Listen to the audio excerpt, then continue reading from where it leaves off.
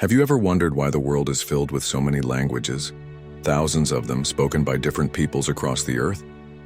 Why isn't there just one common tongue? The Bible gives an answer in one of the most mysterious and dramatic stories of early humanity, the Tower of Babel. It is a story not just about a building, but about pride, ambition, and the limits of human power. And it begins in a world where everyone still spoke the same words. After the flood, the world began again. The waters that had once covered the earth receded, and Noah's descendants spread across the land. Families grew into clans, and clans into tribes. Yet at this early stage of history, humanity still shared one language and one speech. Their words flowed without barrier, their understanding unbroken. Communication was effortless and unity seemed natural. It was a moment of harmony, but also a moment of great potential danger. For the hearts of men had not changed since the flood. In those days, as people journeyed eastward, they found a plain in the land of Shinar, broad and fertile. There they said to one another, "Come, let us settle here." The ground was flat, the soil rich, the rivers near. It seemed a perfect place to build not only homes but something greater, a city. Yet beneath their plans lay an ambition that stretched far beyond shelter and safety. Their unity gave them confidence, and their confidence gave rise to pride. The people began to say, "Come, let us make bricks and bake them thoroughly." They had discovered how to use fire-hardened bricks instead of stone, and tar instead of mortar. This new technology gave them power to build higher and stronger than ever before. But instead of giving glory to God, they turned their ingenuity toward their own fame. "Come, let us build ourselves a city with a tower that reaches to the heavens so that we may make a name for ourselves. Otherwise, we will be scattered over the face of the whole earth." Notice their reasoning. God had commanded Noah's descendants to fill the earth, to spread across it, and to steward it, but the people of Shinar feared scattering. They wanted security in numbers, permanence in stone, greatness in name. The tower was not only about height, but about defiance. It was a monument to human pride, a declaration that mankind could reach heaven on its own. Imagine the scene. Thousands of workers gathered on the plain. Some mixed clay, shaping bricks and setting them to bake in the sun. Others carried loads of tar to seal the structures. The foundations of the city rose, walls stretching outward, and at its center the base of the tower climbed higher day by day. Dust filled the air, hammers struck, voices shouted commands. The whole plain echoed with industry. To the eye it was impressive. To the heart it was troubling. For in every stroke of bricklaying the motive grew clearer. Let us make a name for ourselves. It was no longer about survival or progress, but about pride. They sought a unity that excluded God, a glory that belonged to themselves. The tower symbolized more than architecture. It symbolized rebellion. The people dreamed of touching the heavens. Their tower was to stand as a permanent symbol, a structure visible for miles proclaiming their achievement. Travelers would see it and marvel. Generations would remember it, and their name would not be forgotten. Yet in exalting themselves, they denied their dependence on the Creator. The flood had shown humanity's vulnerability, but pride had returned swiftly, clothed in ambition and stone. This was the ambition of humanity: to resist scattering, to resist obedience, to build a monument of self-reliance. Their language bound them together, but their hearts were bound in pride. In their unity, they found not humility but arrogance. They believed nothing was impossible for them. But the very unity they prized would soon become their undoing. The story of Babel begins not with God's judgment but with man's ambition. It shows how easily unity can be twisted into pride, and how quickly progress can become rebellion. The plains of Shinar became a stage for humanity's attempt to climb without God, to reach the heavens on their own terms. And though the tower had not yet reached its height, the seeds of confusion were already sown. The people of Shinar pressed forward with determination. Each day the sun rose over the wide plain, and with it rose the ambition of men. What had begun as the desire for shelter and security had transformed into something much greater, a city crowned with a tower that would stand as a monument to human pride. The voices of thousands rang out in unity. "Come, let us build." They discovered the secret of fire-hardened bricks and tar for mortar. This was more than a tool.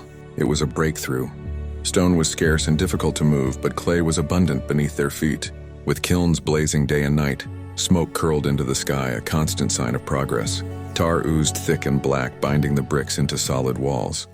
What had once been impossible now seemed within reach. Technology fed ambition, and ambition fed pride. Imagine the scene. Rows of men passing bricks hand to hand, women tending the kilns, children carrying water for the clay. Shouts and songs echoed across the plain as the tower grew steadily higher.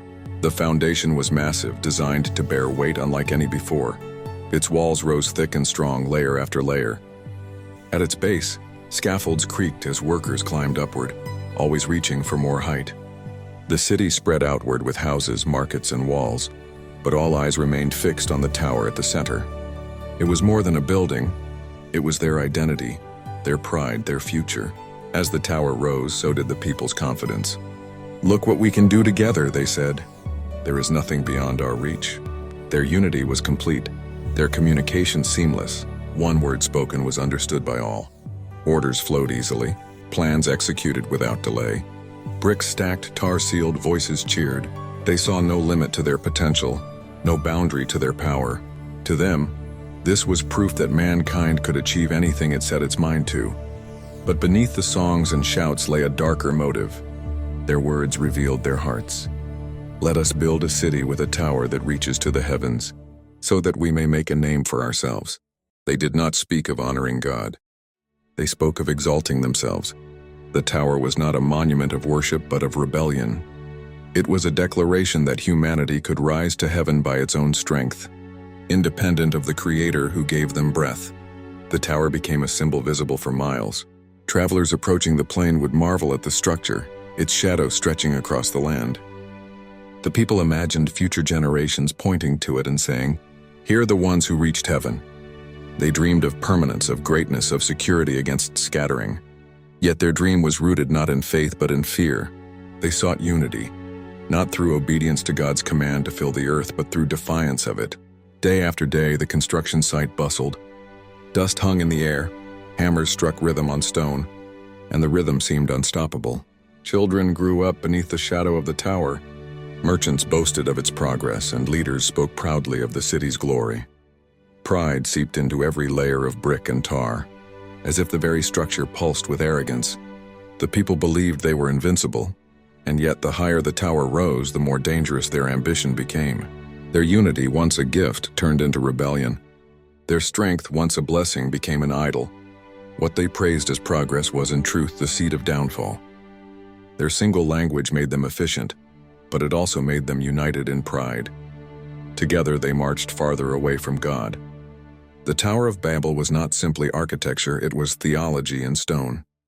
It preached the gospel of self-sufficiency, the creed of human glory. Every brick proclaimed, "We need no God. We will climb to heaven ourselves." It was impressive to the eye, but offensive to heaven. And though the people celebrated each new height, the Lord who rules over heaven and earth was watching. He saw not only their achievement, but their hearts. He understood that if left unchecked, their pride would lead them into even greater rebellion. So the tower rose, brick upon brick, ambition upon ambition. To men it was unstoppable, but in heaven a decision was already forming. The unity they trusted would soon collapse, not by earthquake or storm, but by a confusion deeper than stone. Words once clear would become tangled, voices once united would clash. And the city that sought to make a name for itself would instead become a name of shame. The people of Shinar continued their work unaware. Their laughter and pride filled the plain, but the seeds of judgment were already sown. Soon the tower that reached for heaven would stand as a monument to confusion, and their dream of unity would be scattered across the face of the earth. From the plain of Shinar rose the sound of human ambition, shouts, songs, the rhythm of tools against brick. But above the noise, heaven listened. The Lord, who had seen the floodwaters cover the earth and then watched Noah's family step onto dry ground, now looked down upon this new city and its tower. What he saw was not merely construction, but rebellion. Scripture says, "The Lord came down to see the city and the tower the people were building." This is not to suggest that God was unaware of their work. Rather, the phrase captures his close attention, his deliberate observation. He examined not only the bricks, but the motives behind them, not only the unity of language, but the pride of heart. And what he saw grieved him. If as one people speaking the same language they have begun to do this, the Lord said, then nothing they plan to do will be impossible for them. These words did not mean humanity could rival God's power, but that their unchecked pride would lead them to greater rebellion. With one language, they could encourage one another in sin, reinforcing arrogance, spreading defiance. Unity without humility was a danger, not a blessing. So God resolved to act. Come, let us go down and confuse their language so they will not understand each other. The very gift that united them, their common speech, would now become their stumbling block. It was not wrath without reason, but mercy with purpose. By confusing their language, God would limit their rebellion and prevent them from sinking further into pride. His judgment was also protection. Imagine the moment it happened. One worker turned to another and gave an instruction, but the other only stared back in confusion. Words that had once flowed clearly now sounded like strange noises. Commands clashed, responses faltered. One man called for bricks, but the reply came in syllables he did not recognize. Another shouted for tar, but the answer was meaningless sound. Voices rose in frustration, anger, panic. Where once there had been harmony, now there was chaos. The work slowed, then stopped altogether. Scaffolds stood half-filled, bricks lay scattered, kilns cooled. The great tower, so carefully planned, remained unfinished. The people, unable to communicate, drifted into groups of shared speech. Confusion spread through the city like wildfire. Leaders lost control. Workers abandoned their posts. Families clung together in fear of voices they could no longer understand. The tower that promised unity had become the birthplace of division. God's intervention was decisive. The people could not ignore him, could not build around his will, could not climb beyond his reach. Their common speech had been broken into many languages, scattering them by necessity. No decree of man could restore what God had divided. Their ambition had overreached and their pride had been humbled. The unfinished tower stood as a monument to the folly of arrogance. Where they had hoped to make a name for themselves, they received instead the name Babel, which means confusion. It was a testimony to all who saw it that pride leads not to glory but to ruin.